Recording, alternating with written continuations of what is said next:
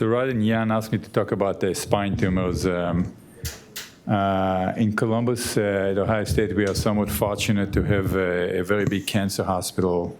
And so we are fortunate to do a lot of spine cancer work. And so my purpose here today is to kind of give you some basic principles about complex spine surgery and the kind of work that needs to be done on patient who has these problems. This is my disclosures. So what I wanted to start is I'm actually going to make it a little bit more interactive. So how many fellows are here? Can you raise your hands again? Okay, the rest of you are residents. And how many are orthopedic surgeons? Can you raise your hands? All right. And neurosurgeons? All right. So let's start with some cases. And I think I learned a lot from cases instead of just giving you a bland talk. I think we should just go case after case and then maybe learn some principles. So this is a 57-year-old male with a history of multiple myeloma. He's neurologically intact, but he's coming in with severe back pain. And there's the MRI. All right, so let's just go down to you. All right, so there's a patient. What's your name? Francesco. Francesco. Yeah. And Francesco, where are you from? I think I know you, right? Yeah. Where are you from? Tell everybody. No, I trained in Italy and then did I come from like the functional neurosurgery background, but I think that's fine as well, so we'll pursue that. And that's why I'm there. All right, Francesco. So you're doing functional, right? You guys deal with a lot of patients with back pain and morphine pumps and Right. spinal cord stimulators. So here's a patient with, why is it not moving here? Yeah. Let's see, hold on. Let's see. So 57-year-old back pain, mechanical in nature. It's multiple myeloma, and you see this MRI. So the patient has back pain. Do you think the back pain is coming from this fracture? Yes or no? Don't know. No problem. No. You don't know. Okay, next. What do you think? You said it's mechanical back pain? Mechanical back pain. Then I think it's reasonable that's All right, and where are you from? Hopkins. Hopkins. And what's your fellow or resident? About PGY 5. PGY 5, okay. So you think that the back pain is coming from that vertebra. All right, so what do you want to do about it? So is there any gross instability on I don't know. flexion extension? I don't know. Do you want to get flexion extension on this patient? Flexion extension, well, how's he presenting? Back pain. Just back pain? No neurological deficit, just back pain. Multiple myeloma, back pain. Do you need flexion extension x-rays for this? So this flexion extension coming from the trauma, right? With cancer, things are a little bit different, right? Is this patient unstable? Do you know for sure? Do you know? You don't know? There may be some mechanical instability because you ask a very good question. Is the patient have mechanical back pain? So yeah, the patient has mechanical back pain. What does it mean to you, mechanical back pain? Some form of instability in motion causing. Okay, can we bring him the microphone? Just so you can. I can do that, I guess. Yeah, doctor. So speak to that, yeah. Yeah, so some form of instability or at least motion to a certain degree causing the back pain. Okay, so clearly there's some maybe mechanical instability here. I mean, the point is if it was not moving on flexion extension x-ray, would you do anything different? Would it change your management? Not necessarily, yeah. Okay, so what do you want to do? Does he have this extensive disease? What's his sort of disease burden? So it's controlled, it's multiple myeloma, they have kind of little lesions up and down the spine, but that's really, you see, not a lot of disease, it's really there. You can make the argument to in this case, because it's multiple myeloma, you can respond to radiation. So mainly it's just to make sure that they're structurally stable. So if you irradiate that if they don't have a mechanical instability, they'll presumably develop one as the tumor shrinks. So probably limited corpectomy and fusion, and then send for. I love that word, limited corpectomy. It's like, I don't want to do it all. I'm going to do a little bit just to be on the safe side. Go ahead. You said something? You wanted to say something? So a lot of the problems in mechanical back pain isn't having. Speak on the speaker so everybody can hear you.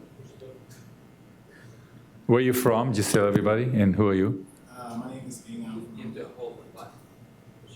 Oh, my God. All right. My name is Ehud. I'm from Pittsburgh.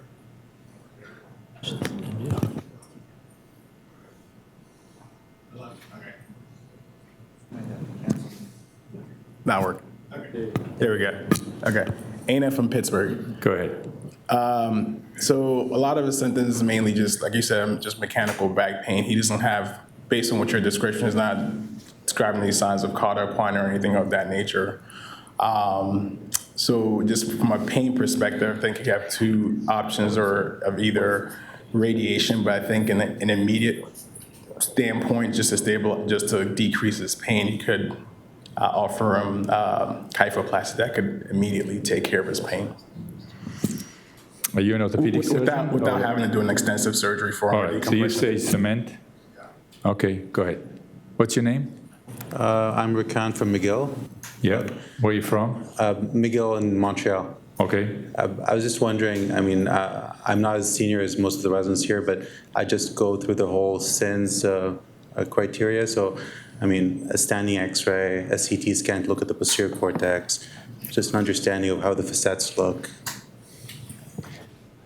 Go ahead. I think at least an X-ray on a CT scan to evaluate the architecture. We have no idea what the cortical bone. Yeah, so I can tell you with multiple myeloma, the bone is not a lot of bone there, and the backbone is probably missing. There's a bad fracture there. The bone is going to be lytic, like any other multiple myeloma. So then what? I mean, if you're considering an operation, It's not what I would, it's what would you do? What would you do? I'd first like to see a CT scan to evaluate. So I don't have it, but I'll tell you verbally, there's lytic lesions and there is not much bone left there, but like any other typical multiple myeloma, and I'll show you some cases, that's what it shows. So, hold on. I think there's likely impending instability in this patient. Then there's the cancellous nerves are remarkably involved, and I think making sure that you had an ability to achieve good posterior pedicle fixation. It's below tonus, and we can probably remove the large lesion in L2 and place a graft between one. Okay, that's okay. I don't ask for the specific of the surgery, but you're ready to do a vertebrectomy here. Okay. Well, I think you don't know exactly where the pain is coming from. I think it's reasonable to treat him with radiation and a brace and just see what happens. He might develop a deformity later, but he might take care of his pain. Okay, so here is what I'm going to show you here, and I know you guys have, but I want to, for the sake of time, look at how many difference of opinion you got here within 5 minutes. Brace, radiation, vertebrectomy, hold off. Like, what are you going to do, right? What actually would be the right way to manage this patient? So, all right, so we really, don't look at me. I'm just showing you this is what's happening here. But let's take the next case.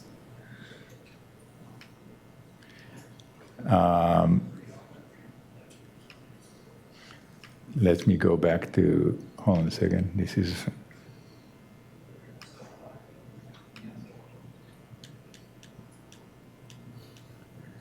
okay, let's take the same case, okay, but this is a renal met. So the first one was multiple myeloma L1. This is a renal met, 52-year-old, had a nephrectomy, now has mechanical back pain, MRI showing L1 lesion. There it is. Looks exactly, very much the same. When you guys tell me, let's look at a CAT scan, they all look, I mean, the bone is, destroyed. But that's now a renal met at L1. I'm going back to you. What would you do now? Because you told me, what did you say you're going to do? You were like, I'm not sure, maybe radiation, right? What were you saying? I said, for the previous one you're saying? Yeah. I said, corpectomy where you're not going. Corpectomy. Where you're not going What would you do here? So I'd probably get so he's not, he said, what's his neurological exam? He has mechanical back pain. I'm making it very easy for you. There's no neurological deficits here. Okay. They just have mechanical back pain. I'd send him first for angio and see if there's anything that you can embolize. Do you think there's going to be something to embolize here?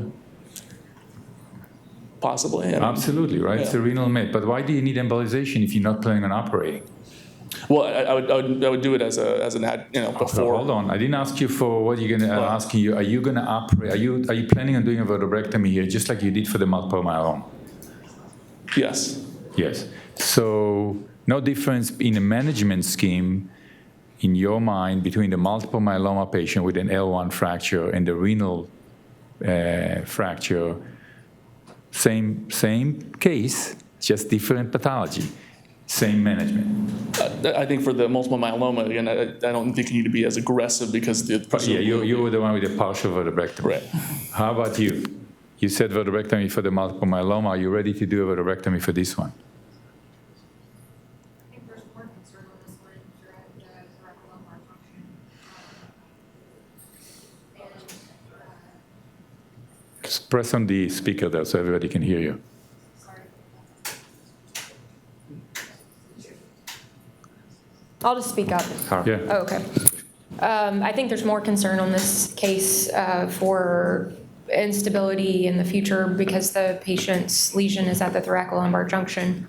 And additionally, I think you'd want to probably perform at least a separation surgery. Separation surgery. All right. So, but you're doing a conventional open surgery. You're going to do something for this. You're not going to leave it alone.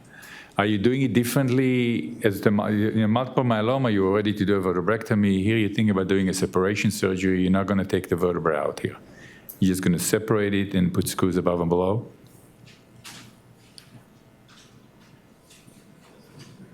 If you can safely resect the vertebral body, I would resect it in this case. So you do a vertebrectomy. Okay. Anybody else want to chime in? All right. So what I showed you, go ahead.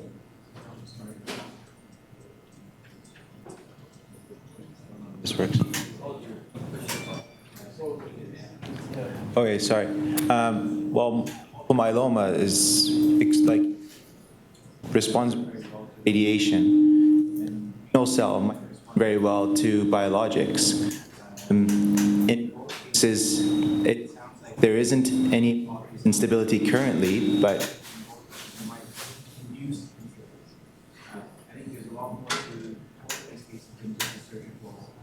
So you're actually looking at adjuvant options. Okay, anybody else? All right. Udi, Case just 3. to clarify, that was a oligometastasis? No. No, the patient already had a nephrectomy. It had other mets, small little mets in the lung, but not oligomet. But what I showed you is 2 cases. Patient presents similarly with back pain, some sort of a mechanical instability. They get up. It's not overt like all the trauma stuff that you saw. You're not going to get fracture dislocation, and you're going to get a lot of the pain is from the mechanical movement, right? The microfracture in the vertebrae, that causes a lot of mechanical pain. Let's take this 3rd case. And what I'm showing you is another case. The presentation is exactly the same. I can show you L1, L2, L3. In this case, it's at L4. Okay, but the presentation is the same. But in this case, it's a what did they say? Chondrosarcoma. Chondrosarcoma. So no neurological deficits. But this is a chondrosarcoma, mechanical back pain. What would you do now? Any different? What would you do? Partial vertebrectomy, radiation, chemotherapy. You know. This person, I think, needs an en bloc resection of that lesion. En bloc resection. All right. No other options. You know, en bloc is a big surgery. Big surgery. 2 surgeries, right? You're going to put this patient through big surgery just to remove this vertebra? Go ahead. So I think there's some benefit to getting a biopsy first. There's different kinds We know of I already gave you the diagnosis. It's a Well, chondrosarcoma. It's subtypes of chondrosarcoma are differentially responsive to neoadjuvant So there's low-grade chondrosarcomas, there are high-grade chondrosarcomas. and mixed And with. so you feel that if it's a low-grade chondrosarcoma, you may not do anything? No, I was thinking more of the myxoid subtype. I think that's the 3rd one. That one supposedly melts away with radiation and chemo. And if it's that subtype, there's some benefit to treating neoadjuvantly before resecting. All right, so there's a recommendation to try to do a biopsy to figure out what type of chondrosarcoma this is. Anybody else? Okay. But it's a third, anybody, so we're talking, again, another surgery, we're talking vertebrectomies here, right? So 3 cases, they all present the same, they're all in the lumbar spine, they all have a little fracture, and I get many, many differences of opinions. Here's a patient with thymic cancer. This is a little bit higher at T11 and T12, 2 Mets, a little bit of a fracture there, thoracolumbar junction, but the patient presents the same, mechanical back pain. What would you do now? All right, I'm going to keep going here, and this is so the question that I ask you is, does all these cases require surgery? And does the differences in the cancers, right, makes a difference? Because what I hear is that you any one of you guys looked at these cases like, well, it's broken, it's unstable, I'm going to go ahead and do a vertebrectomy, partial vertebrectomy. I mean, does it make a difference for you if it's multiple myeloma versus renal versus chondrosarcoma? Would the approach be similar in all these cases? And when we do surgery, what are the options that I have as somebody who does this, right? So, I mean, one thing is intralesional. Intralesional means we're going in, we drill the vertebrae out, we spread the tumor all over the place maybe. The second is a non-block, which I'll get into, means we take the entire vertebral body out in one piece without getting into it in order to minimize spread of tumor to the surrounding, right? The third option is adjuvant. Somebody says, hey, hold off. You have chemo options, you have radiation option, don't do anything. You have good options without doing any surgery. Or minimally invasive, like cement. Somebody mentioned here, hey, put cement into that multiple myeloma patients. So this is really the tools that we have today in our arsenal to treat these patients. So what's the dilemma here, right? I think the dilemma is, and this is what I brought this dilemma for you guys to make the call. Are you ready to do somewhat of a complex surgery? Anytime you do a vertebrectomy, it's somewhat complex, right? Are you going to do some sort of a minimally invasive surgery, put cement into these, or are you going to do no surgery? And I think, and what I always tell my fellows, and Mickey's sitting right here, and he hears me repeating it every day, that sometimes it's harder not to do something, in spite of what you see, right? In spite of what you see, to say, we're not doing surgery. And that is harder. When you see a fracture, when you see mechanical instability, and you say, we're not doing anything here, this is the way we're going to do it, I think it's harder. So how do you make those decisions? So here is a patient. This is a Holocaust survivor. He was experimented on, and he has 3 cancers. He has prostate cancer, he has melanoma, and he has leukemia. And he comes to my clinic, sent from neurology, because he was having some shoulder pain and intermittent pain going down to his arm on the left side. His oncologist said, we have been walking him up for all this cancer. Everything kind of appears to be normal. We don't see a lot of lesions anywhere else. And that's the MRI. So here is the spinal cord right here. And here is this tumor right underneath it, right? The cord is draped over this entire mass. So anybody, what's the differential diagnosis on this? Anybody? What do you think it is? So his PSA is normal. His melanoma showed that it was a skin lesion that was removed. There's no evidence for melanoma. He has a remote history of leukemia by exposed to some sort of radiation. So now what? You see the dilemmas, right? This is not easy to figure out, right? I mean, this is sitting right in front of the spinal cord. The cord is draped over it. What are you going to do?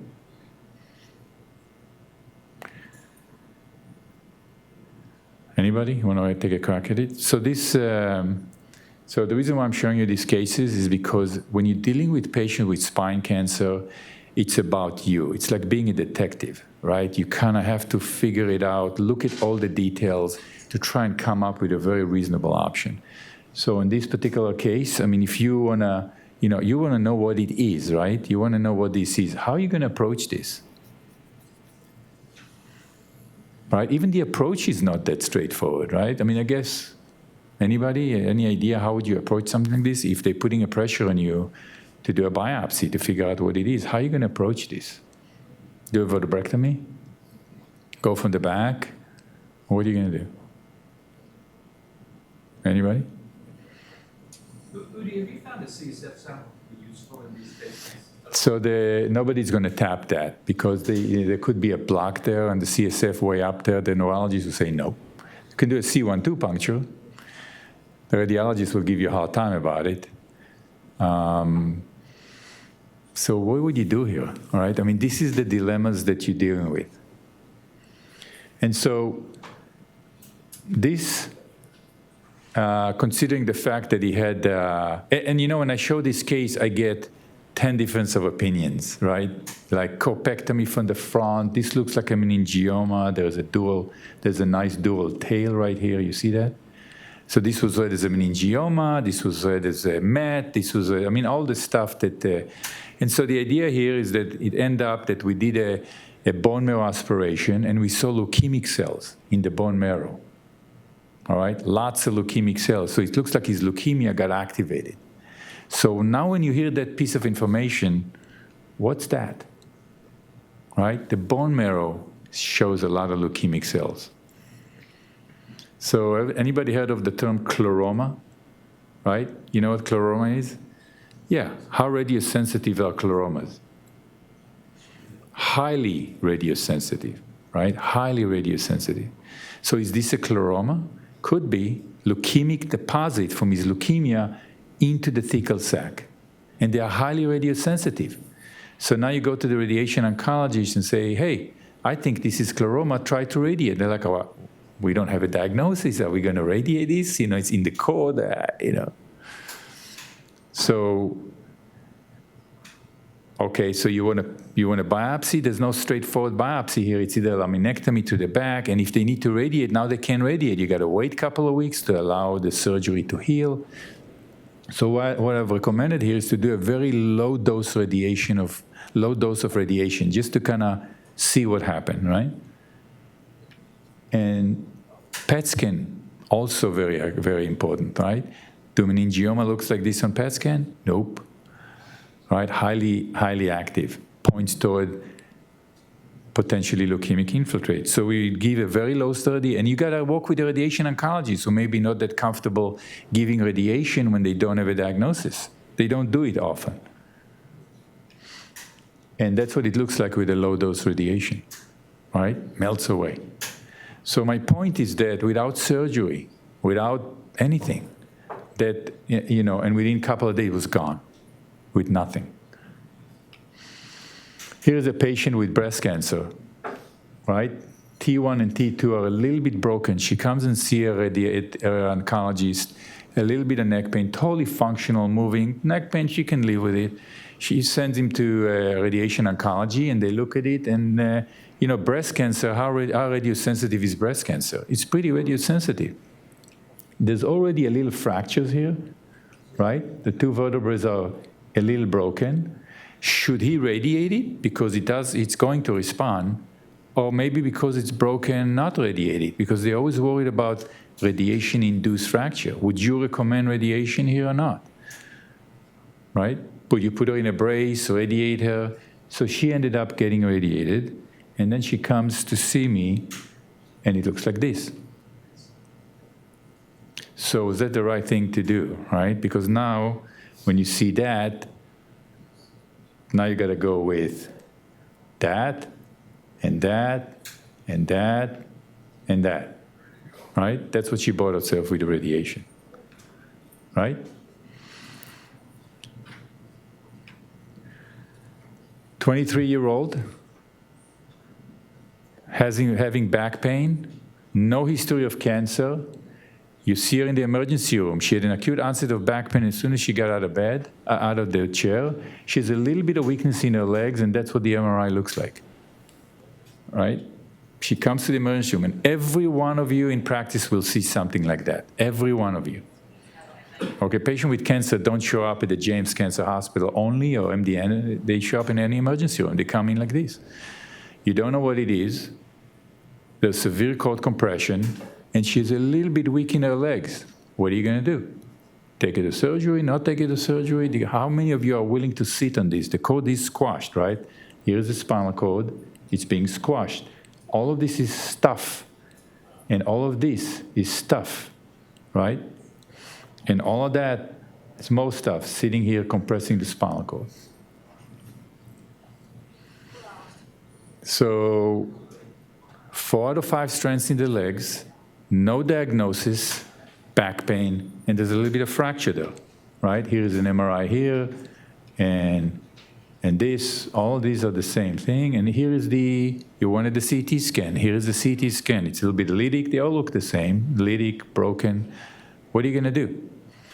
Anybody want to tackle this? You're going to see it. You're going to have to deal with it.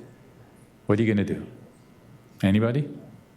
Based on the SINS criteria, I don't think that you would need to do a fusion nodule laminectomy to get a diagnosis of posterior dorsal lesion. So what do you want to do? Laminectomy and biopsy for diagnosis. What's your name? My name is Nitin. And where are you from? Pittsburgh, sir. All right, Pittsburgh again. So here we got a guy who says, I'm taking it to surgery. Are you taking it that night from the ER? Yeah, she's weak, yeah. Okay, she's like, all right. Anybody else? Anybody would not take it to surgery? Anybody? Go ahead. Biopsy, maybe rough infection. I don't know what it is. So you think it may not be cancer, it could be something else? Yes. Okay, any other things that would point you toward infection versus maybe cancer? Labs, other imaging. Right, so we get a SAD-rate C-reactive protein, you get those pretty quickly, right? A white count is normal, SAD-rate C-reactive protein seems to be normal, but you're waiting on her. You're in the emergency room, she has severe cord compression, you're waiting on her, but those come back normal. Now what? And by the way, when you look at this MRI, what's one of the things, where does the infection start? Does it start in the vertebral body? Typically it starts at the disc base. You'll see other things on the MRI, like discitis, right? You don't have any of it here. So it's kind of point away from infection. So one person is ready to take it to surgery. Go ahead. I just feel like in a young girl with weakness, with core compression and thoracic levels, kind of it's hard not to probably at least compress it. So you're willing, I'm just putting it out there, you're willing, she's 40, I think, or 23, that's fine.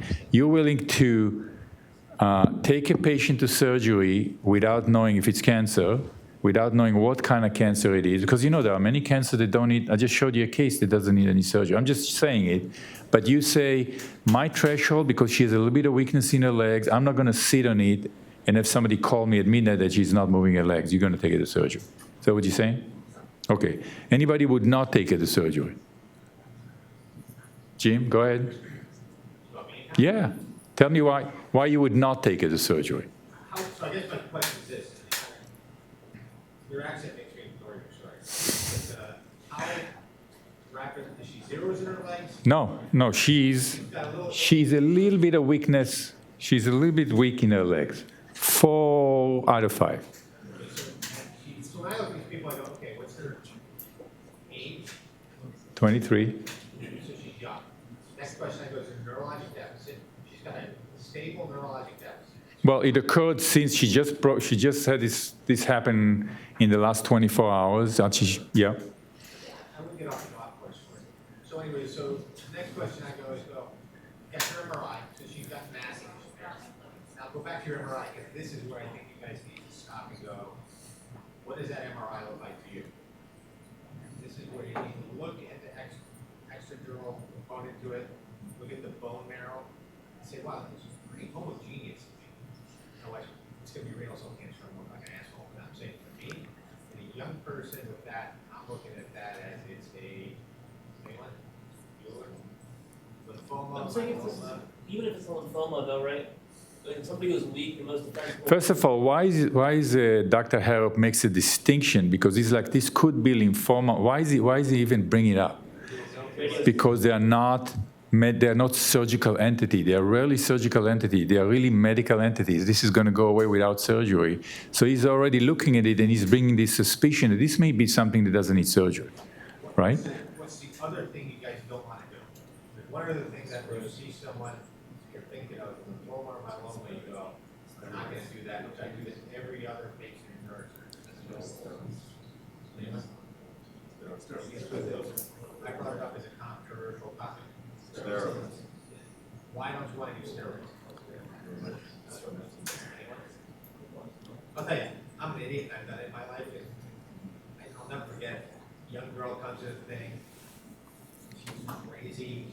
have surgery. I thought it was an epidural hematoma, to be honest with you. This is back in the age when we gave everyone Solumentrol. She got an MRI. It was normal. It was one dose of freaking Yeah. Solumentrol. So if it is a lymphoma, you give him one dose of steroid, that's going to go away. And then you can't make the diagnosis. That's exactly what happened to this girl. Yeah. To this day, Yeah. we never got a diagnosis. Yeah. I followed her forever, and I resented it, and I actually had a biopsy of her shoulder. We didn't get anything. It's just, they always like, listen, if the lady's dying, give her the steroids to take care of the problems. And I think one point that we should really try to make, you gotta get your mind of, is this an emergency? Is this something I need to be put on the ICU watcher? So I think that's a very important. So you see the controversies, right, of what has to go through your mind. It's not just about are you taking it to surgery or not now. It's also about am I going to put her on steroids or not? Because 9 out of 10 doctors who see this, first thing steroids, right? Because any other cancer other than these lymphomas will respond well. Her weakness or pain is going to get much better on steroids. But if you start thinking lymphoma, maybe you should not, right? So even the steroids become a little bit difficult. So how many here, after we talked about this, would take this patient to surgery because they are not willing to sit on this patient with that amount of cord compression? Can you raise your arms? Don't be, this is the time to do it. High, way up. All right, so we got, okay, how many say, I don't know what it is, I'm willing to sit on it and wait? Raise your arms. All right, so I would say it's about half and half.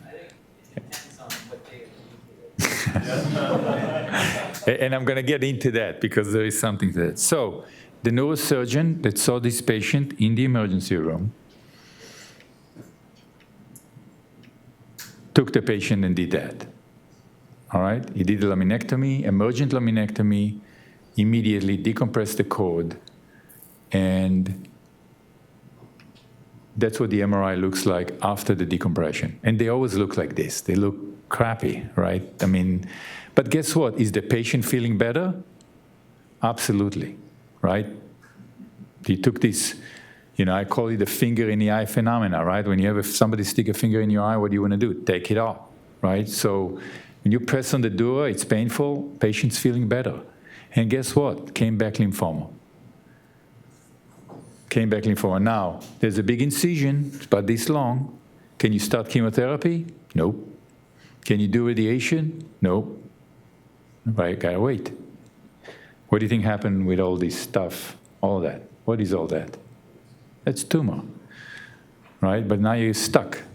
So there's consequences. Now, was that the, and when I showed this case in a spine tumor symposium with a room full of spine tumor cancer patients, I get the same response, just like what you guys did here. There are those who say surgery, I'm not going to sit on it and wait, and then she gets worse, and I cannot put her on steroid, and there are those who say, I'm going to wait. Now, I'm going to get to you, Jim, just 1 second. Now, I'm going to take the same case, and now she comes in, but not 4 out of 5 strands, 2 out of 5 strands in the legs. By the way, the first case didn't need surgery, right? It was a lymphoma, maybe didn't need surgery, but now I'm showing you this case again, but now she has significant weakness in her legs, same case. How many would take it to surgery now? With no anti-gravity, okay? How many would still sit on her with that kind of deficit? Jim, go ahead. Well, I would actually probably sit on her. A 23-year-old. So I'm just going to step back for a second. 2 things. One is if you take them to the OR, it doesn't mean you have to do a huge operation. The second thing you can do is open her up, get an open biopsy. It comes back, lymphoma, stop. But you don't need to take it to surgery for that. You can do a CT-guided biopsy. There's tons. Yeah. Say you did. Yeah. That's an option that you guys always keep in your mind. Yeah. In our place, you can't get a CT-guided biopsy on Saturday. The second thing is, if you're going to sit on them, if it's not, we're going to sit on it and wait for Monday to put on a thing. Because I just had this exact case in a 78-year-old lady, and they took her for an MRI. The MRI said that back in her place. They gave her sedation, her blood pressure dropped up 40. And she gets out of the MRI, and she's paralyzed. And it was this lady, it was unbelievable. And I'm like, I can't see the operating room. She's like, no, you're not. This happened to me before. Yeah. And I'm like, okay, do you want regular orders? Tell me what you want. And she's like, put her in the ICU, we jacked her blood pressure, and she went totally back to normal. I mean, she was at zeros, and she went back to normal, and then she got radiated and Yeah. did very well. But it just, you know, I think you have to have a discussion with the patient for what we all are assuming that. I think you gotta put them really into this picture and say, these are our options, this is what we're doing. But everything you do as a doctor, you gotta screw people. So my point is this. Look at your response in the room, how I took the same case from 4 out of 5 strands, where it was about half and half. As soon as I made it 2 out of 5 strands, most of you says, I'm taking it to the surgery. I don't care what it is, I'm taking it to surgery. So the question that I get to is, well, how much of a deficit is a deficit you're willing to accept? Is it 3 out of 5? Is it 3 plus out of 5? Because when I made it easy, I said 4 versus 2, it was very clear. But it's the gray zones when you start, well, they're a little weak. That's where it becomes to be very difficult. All right? 51-year-old, back pain, bilateral severe left leg pain, and then he comes in with 1 week history of progressive foot weakness and intermittent bladder dysfunction. Now, this is a patient with a neurological deficit, right? And there's the MRI. So there's a sacral mass. All of this stuff that you see here, all that stuff here is all tumor. The nerve roots, S1 nerve roots here are being squashed on both sides. There's a lot of tumor in the sacral canal explaining the incontinence. It's been going on for a couple of days. It's coming in with almost complete foot weakness. So now what? No diagnosis. That's how they show up. Now what? So I'm increasing the level of complexity. I gave you 5 cases, all the same with just back pain. Tried to show you that could be a difference between the biology of the tumors, but now I'm getting into cases where they show up with neurological deficits. And you have to make a decision, surgery, no surgery. And guess who the onus is on making that decision? Who's going to make that decision? It's not the medical oncologist, it's not the radiation oncologist, it's going to be you. Okay? And you better figure it out, right? Because there are huge consequences. So there is a neurological deficit here, now what? The Yeah. differential for this mass is a little different. I worry about chordoma. Despite the weakness, I would plan for a careful biopsy with marking the track. And I got it. Stop right there. I got it. So you're not just telling me I'm not taking it to surgery.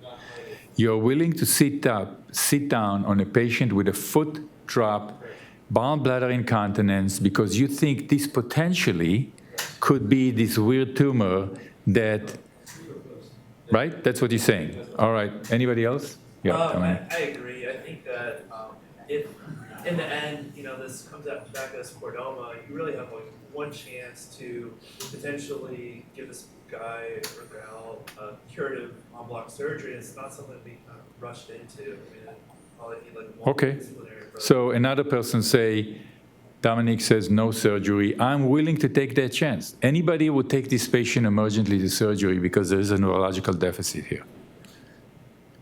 Anybody? You guys are sitting on a patient with a neurological deficit because of the remote chance of chordomas. How common are chordomas? How common are they? Extremely rare. Extremely rare. 1%, less than 1%.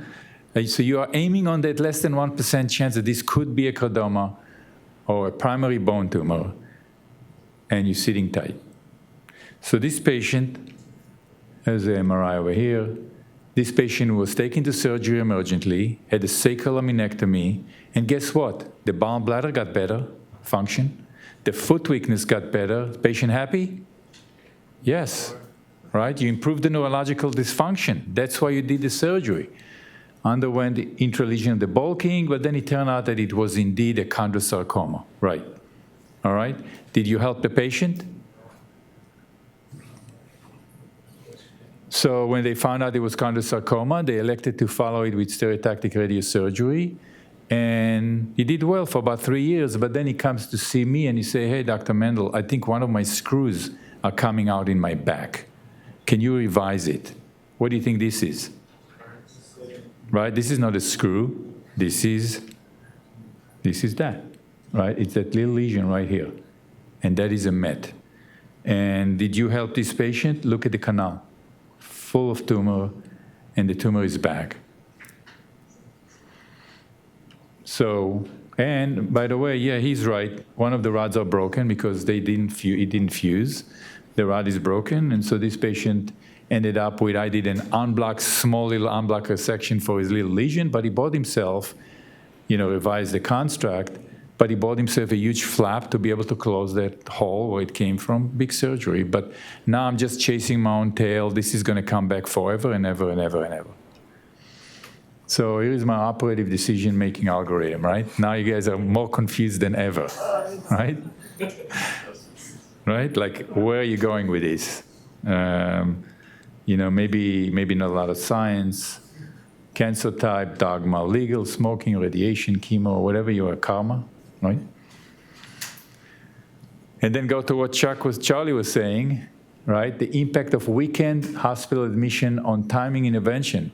And it's actually, there's truth to it. If you guys get a call on a Friday night, you will be less inclined to do maybe operating on that patient with the, and do a surgery in the middle of the night. It makes it's there. So the take-home point, can we call this mismanagement? I don't know, but mismanagement related to bad timing operation or operation with no diagnosis, right? When to take the patient to surgery is very critical. I want each one of you to think about these cases because you will see them, and you're going to have to make that call. Surgery, no surgery. Am I taking somebody to go to surgery with no diagnosis? So be aware of the triple W, wrong operation on the wrong patient by the wrong surgeon. Okay, we want to try and convert it to the 3 R's, the right operation on the right patient by the right surgeon. So lots of concerns about these patients.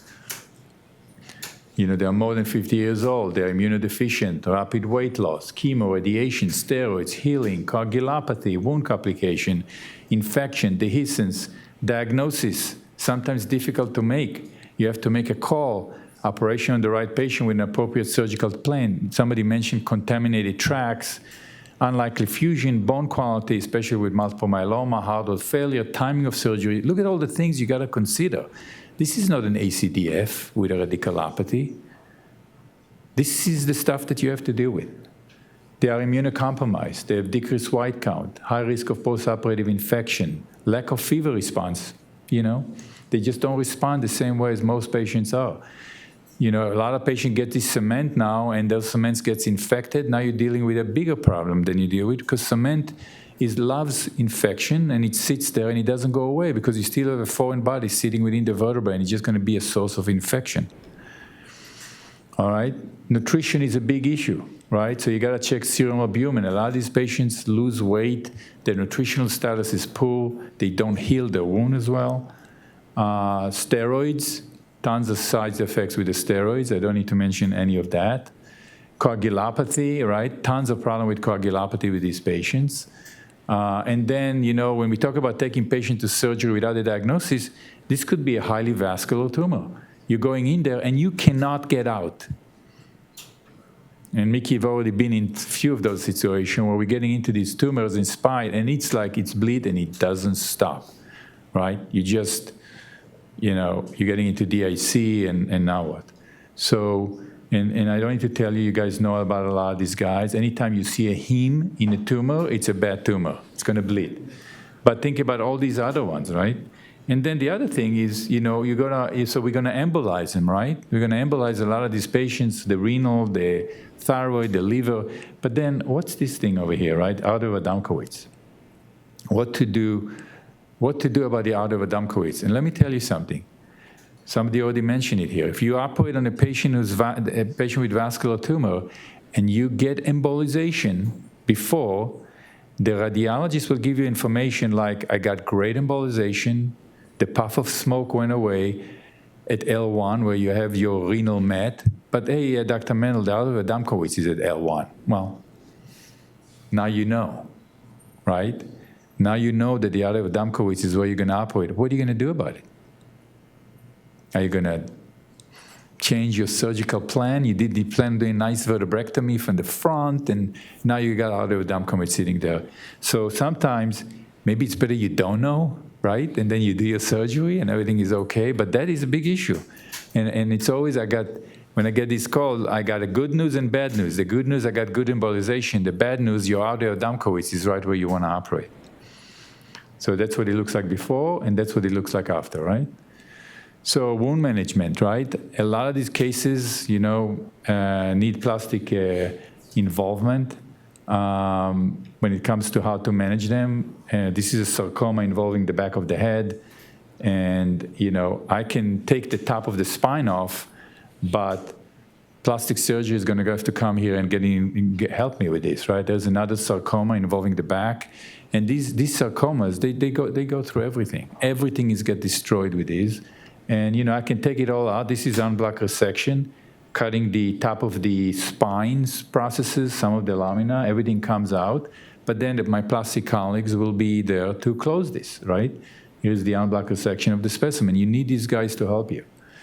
These are sacrectomy cases, right? A lot of these sacrectomy cases, by the time I'm done with putting all of this together, I got to be able to, you can close this wound in a normal fashion. So there's all kind of flaps. This is what we call a Fram flap. This is a flap that was taken to the belly and then got pulled out through the back after the sacrum was removed. And that flap will be able to be used to close the wound. That flap you can see right here. The plastic surgeon will go up front first. They'll take the flap out through the belly. And what they do is, here's the flap in the front. They'll stick it in a little cellophane wrap right there. And then, once this is done, you can actually pull it through the back. And you can see it right here, how it's tucked into a cellophane wrap. They close the wound in the front, and then we can pull it out from the back. Anesthesia, big issues with these patients, right? There's a lot of things that they have to worry about, including this little thing here called visual loss, right? How many of you have seen this happen? Happening, right? These big cases, long cases, a lot of blood loss, vision loss is it could be an issue. These are the things that they are worried about. And when you're dealing with something like that, even intubation becomes an issue, right? How are you going to protect the neck and make sure that they do it right? And so even anesthesia, when it comes to putting this patient to surgery, difficult always can become an issue. There are always coexisting conditions for a lot of these patients when it comes to a lot of those things that I mentioned over here. And the renal function, the liver function is critical, all of those things. And even code status. Sometimes there's already a code, right, of a DNR, or you got to take them off their code to be able to. There's all kind of scenarios about all these coding status when you really need to do these big surgeries. Just briefly about this vision loss, I actually ended up looking at that very seriously and explore all of that. But that should be part of your risks for big surgeries, anticipating a lot of blood loss. You should mention it in your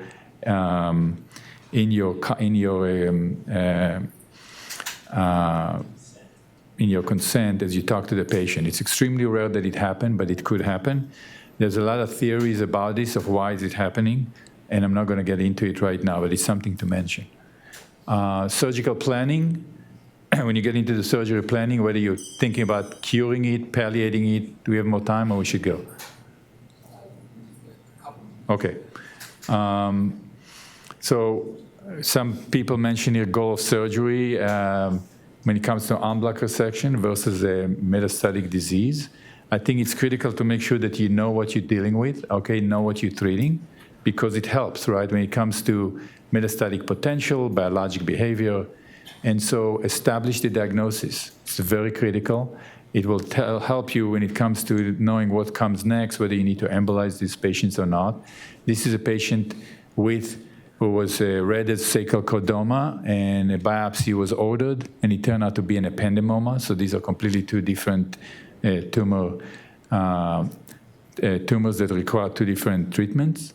This is a patient who was sent to me for an unblocked resection of what's suspicious to be chondrosarcoma and was scheduled to go on with surgery. And it turned out that this was actually an ectopic extramedullary hematopoiesis. These are extremely rare, don't need any surgery, don't need anything else done. This is all medical oncology issues. So establishing the diagnosis of it is very critical. Just make sure that you avoid a transoral and a transrectal biopsy. Here is a huge tumor here, right? And the radiologist will want to go to the back of the mouth and try to get a biopsy that way. And here is a big chordoma in the sacrum, and the radiologist will want to go through the butt and just to the rectum because that's the shortest route. But if you do that, you contaminate those tracts, and those tracts cannot be removed with the specimen. So you actually have to be very aggressive about making sure that the tract is being marked, and then when you do a sacrectomy, that the tract is included in the sacrectomy. So the tract and the specimen come in together. And you can see right here another example where you can see that the tract with the skin all left behind, so that when you do the sacrectomy, the specimen with the tract will come out together. That's not what you want. You don't want the radiologist to come way off from the side. You're not going to be there. You're not operating there. And if you do an outbacker section and you leave that tract there, that's where it's going to come back from. Okay? So that's not the way to do it. You want to make sure that you stay in the midline, so then you can include that biopsy tract. And so the key is stay in the midline, CT-guided core, and talk to the radiologist. So you don't let them choose the tract. You choose the tract. All right? So we talked about those options. When it comes to surgery, there's the intralesional one where we're going in and we just take the bone out. That's mostly for the metastatic disease. There's just a couple of cases here. That's a melanoma. And you can see this was done first to the front. And I'm showing this picture because I think it's a beautiful picture, right? When you do an anterior vertebrectomy, that's the way it's supposed to look like. All right, you can see the nerve roots below. You can see the nerve root above. You can see the dura, right? Don't leave anything behind. The ligament needs to be removed. Drill the contralateral pedicle, which is right here. You got to know your anatomy, but if you drill you can reach the contralateral pedicle. You can take the ipsilateral pedicle. All of that can be done from the front. And once you're done with that, then you can do whatever reconstruction that you want. You can put cages in there. This is a carbon fiber cage. And that's what we did on that case. I always like bicortical purchases on these cases, and you can see the carbon fiber cage is there, the ipsilateral pedicle has been removed, and that's what it looks like. This patient, unfortunately, did not get a radiation too quickly, and within a couple of weeks, look at that. You saw the dura look so nice, now it looks like this, so I ended up going to the back, decompress it, and do that. When it comes to reconstruction, these are anterior approaches. You should be very comfortable with anterior approaches to the chest, thoracolumbar. Today, a lot of this can be done from the back, but it's not unusual for us to go from the front too. The positioning is got to be very strict about the positioning about it. Don't let the thoracic surgeons position the patient for you. I'm the one who positioned the patient. I'm the one who put the screws in. I'm the one who put the cage in. That body needs to be perpendicular to the bed and not twisted left and right and throwing me off with all that kind of stuff. And that's kind of like those things. The second option is radiosurgery. Radiosurgery is excellent adjuvant, and my fellows actually train with how to do this radiosurgery, just like we do gamma knife to the brain. There's actually a process that you have to go through to learn to get a certificate in radiosurgery to the spine. It works very well. I'm not going to spend too much time on that, but patient gets into some sort of a bag where they, minimizing the breathing aspect of the patient, and you can get a lot of these residual tumors, places that you want to go. You don't want to go around vertebral arteries and things like that. You can really manage it with radiosurgery. So there's a lot of. It's totally non-invasive. Works very well for the radio-resistant tumors. So great option. The third option is cement injection, which somebody mentioned here, either vertebroplasty or kyphoplasty. Those works excellent. I've done a lot of research on it when it comes to patients who need it, especially in a setup of patients with tumors. A lot of contraindications are out there of when not to do it. If the body is too broken, if there's bone in the canal, if the back wall is missing. So you're going to see a lot of papers out there that say don't do it because of all those things, especially something like that. You can see the back wall is completely eroded. And what's going to happen when you inject cement here? Huh? Yeah, it's going to go into the canal, right? I mean, there's a likelihood that it could go into the canal when you have no protection there. and don't think that it doesn't happen, right? I mean, here's an example here. Cement is in the canal. Here's I don't know what the guy was thinking here, but look at that. What is happening here, right? Cement in the canal, coming out everywhere, up and down, maybe even intradural. I mean, this is the stuff that can happen with these injections. Here is some particle of cement in the lungs. Sometimes you see particles of cement in the brain. And that's what you don't want to see, right? That's what happened here when there's a back wall that's completely eaten away. The cement can easily find itself going in there.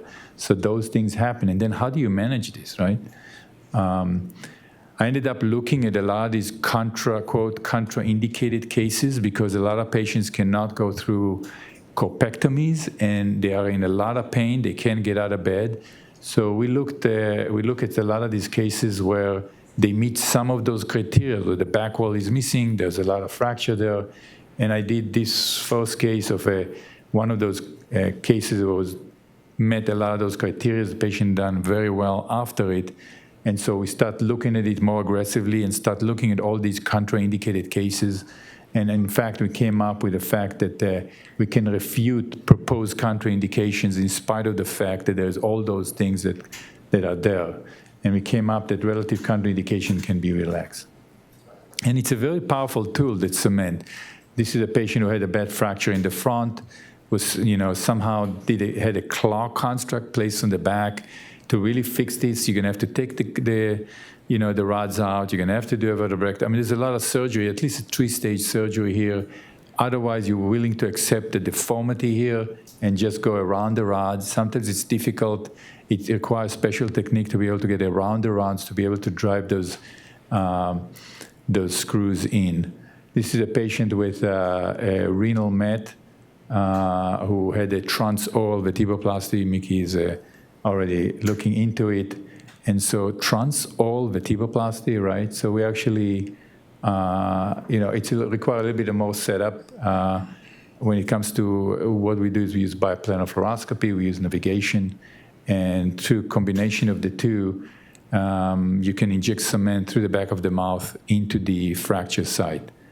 And that's kind of like the way it looks.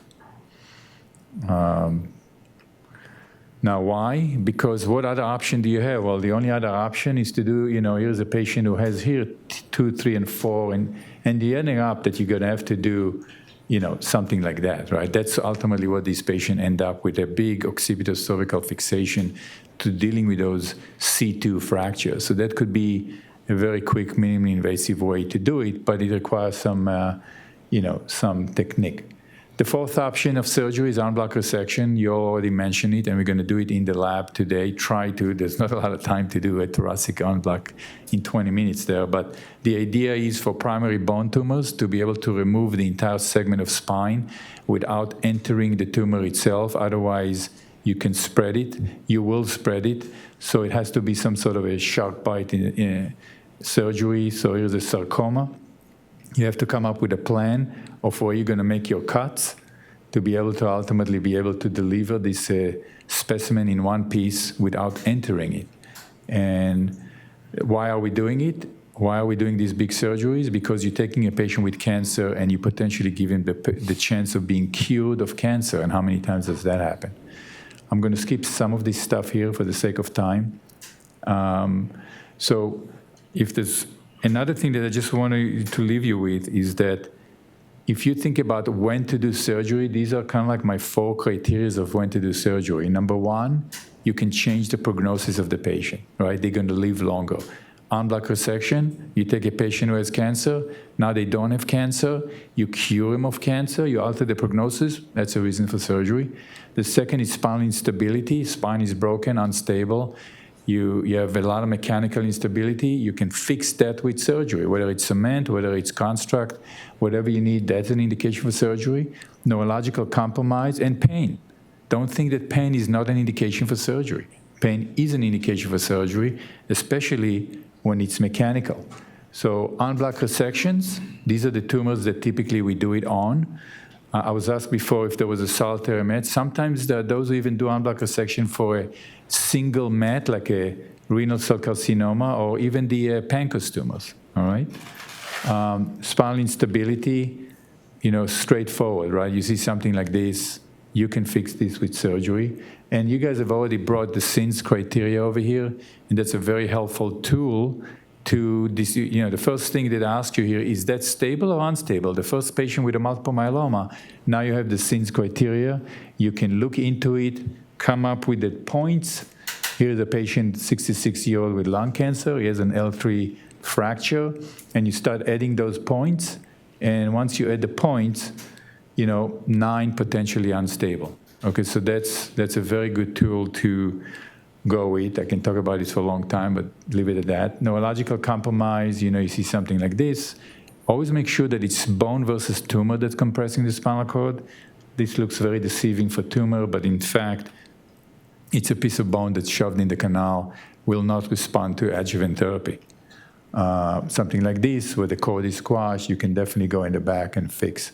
Pain, mechanical pain is very critical, okay? You gotta make sure that the patient gets worse when they're moving, when they're sitting, gets better or goes away when they lie down. That tells you that this is mostly a mechanical pain related to the fracture. These are things that you can help, okay? So as you're getting ready to go to these surgeries, you really have to think about whether you have the tools that are able to do it.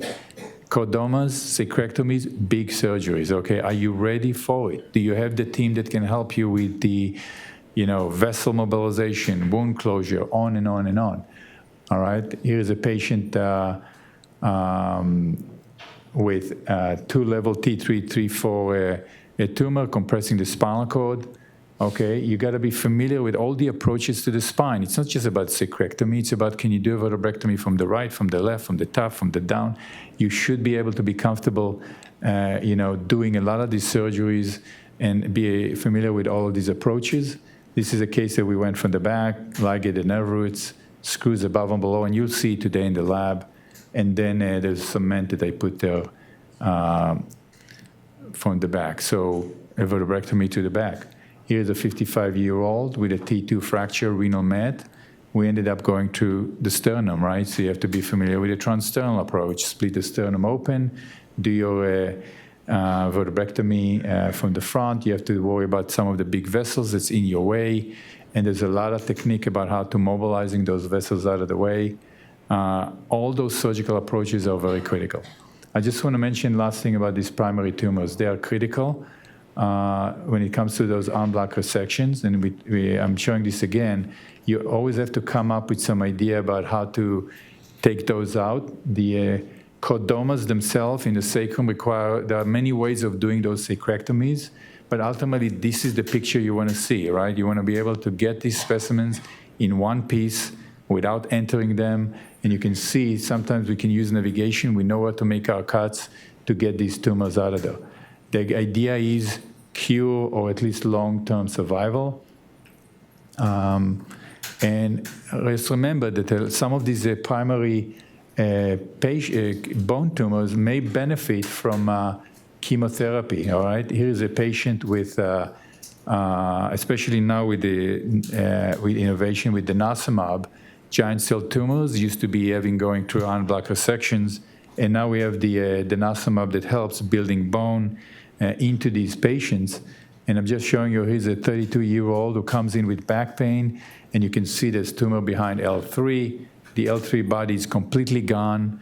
And are you going to do an en bloc resection for it? Well, this is what the tumor looks like, and you can see it's pushing against the aorta, against the big vessels. That's going to be a magnanimous surgery on a giant cell tumor. And, we ended up that we have done nothing. We just stabilized the spine from the back, put it on denosumab, and look at the bone growth within the vertebrae within a few weeks. All right, this patient has no pain and didn't have to go through big surgery. Here's a 32-year-old, neurologically intact, comes in with neck pain. Look at the C2 body. It doesn't exist, right? This is a giant cell tumor. Neck pain. We went in, we stabilized their neck, and look at the bone now. Same, look at this before, look at this now, right? Totally healed, okay? So this aspect of chemotherapy is, again, go back to you really want to know what it is that you're operating on. Remember that a lot of these primary bone tumors need embolization, especially the aneurysmal bone cysts, the osteoblastomas, hemangiomas, hemangiopericytomas, all right? And those sometimes can be done through an intralesional approach. Why are we doing these big cases? Because patients do better, all right? If you do an intralesional resection, they recur. If you do en bloc resections, they live long time or even being cured once you do these cases. Here is a page. These are the little nicer sacrectomies, the distal sacrectomies. You can go in from the back. You can cut the sacrum. You can ligate a thecal sac. And here is the en bloc resection of a distal chordoma. But you want to get to the point where you can remove it without getting into it. Again, that would be the way to do it. We're going to do this in the lab today, mid-thoracic en bloc resection. How do you remove a vertebra in the thoracic spine without getting into it? And the idea is ultimately to get to the point where you make your cuts through the pedicle or flush the pedicles down. You do the discectomy above and below. In essence, detach the vertebrae from underneath and then pull the vertebrae out completely and then able to go through the back. Once you have taken it all out, remove the vertebrae out and put a cage or something instead, and that's what the specimen looks like. And these are the x-rays. Sacrum tumors are unique. There are many ways to cut, to take the sacrum out. We've talked about a TISO wire technique that can be implanted to the front. You can then pull the wires, if you can see them out here. There's a wire here, and there's a wire here. The wire that was implanted in the front is getting pulled out to the back, and then you just make the cut, and the sacrum can come up with it. There's a technique of how to do it, but once you kind of get the wires out, you can use the TISO wire, and the specimen comes out like that, and the cuts are being made, and that's what it looks like at the end. And that's a treadwell wire technique for a sacrectomy. This is a very large case. This is a chondrosarcoma of the pelvis, involving not just the sacrum, but also going all the way up to the lumbar spine. The yellow line shows where the cuts are being made to be able to, the leg gets sacrificed. These patients typically come in and they already don't have a lot of function in the leg anyway. The leg gets sacrificed, the pelvis gets cut, and then you ended up doing pretty extensive surgeries. The fellow here have built a model of how to then put it all together. I'm just giving you a little perception of what this actually looks like. This is a vascularized femur coming from the leg. This is a vascularized fibula coming from the leg, and these are false pedicles. The cross connectors are actually being used as false pedicles to be able to, to make those cuts. And this actually made front cover of Journal of Neurosurgery. And again, these are all in the sake of, we have a medical illustrator put it together. Again, I call your attention to the fact that these bones, to close the pelvic ring, are vascularized. They are still attached to the blood vessels to promote fusion. And you see the femur gets mobilized from the leg up to close the pelvic ring, and the tibia or the fibula are mobilized from here, again, to assist in the fusion. And that's what it looks like during surgery. The head is to the right, and you can see the femur right here. Look at the vessel still attached to it. And there's the fibula right here. You can see the vessel attached to it. The patient is lateral. And then these are going to be brought up here to close the pelvic ring. All right, that's what it looks like at the end after a couple of months of recovery. This is some of the construct that you see. And, patient's still doing well, even after these kind of big surgeries. Just to take a last few slides, how far can you push it? This is a patient that I went to Italy and spent some time with Dr. Boriani there. T12, osteosarcoma, multiple levels involved. Unfortunately, here the tumor is already in the canal, so there's no way of separating the dura away from this. And this patient ended up going through en bloc resection with ligation of the spinal cord that's coming up with the specimen. You can see the spinal cord right here, been ligated. So that's the extent of the magnitude in order to achieve cure. And that's the actual specimen. And that's intraoperatively. You can see the cage has been dropped through the back, There's no spinal cord in the way, right? The cord has been removed. So it's a teamwork. This is a picture from my OR, and a lot of people are involved with this. You cannot do it. You cannot do it in most hospitals in the U.S. There's only a few centers that are actually capable of pulling it together, and it takes a lot of organization. And I just want to mention that we're doing all kind of crazy stuff. We have now a new established cancer engineering program, especially in spine oncology, with a huge team that involve multiple people. And we're looking at areas of personalized modeling, 3D printers. In fact, looking at, if you do an en bloc resection in the lab, we're looking at creating a vertebrae that's perfect fit for that particular patient. So it's a personalized vertebrae for the patient after an en bloc resection. So instead of just putting a cage there, it's going to be the perfect fit for that patient. You can see here, what are we doing once the sacrum is out? Well, now we're going to create artificial sacrums, right? And we're able to attach that. There's some implant optimization and so forth, so on. So in conclusion, it is complex. It can improve pain. You got to understand the tumor biology, and you got to understand that sometimes it's important to not be God, but just be godly about how you're managing this.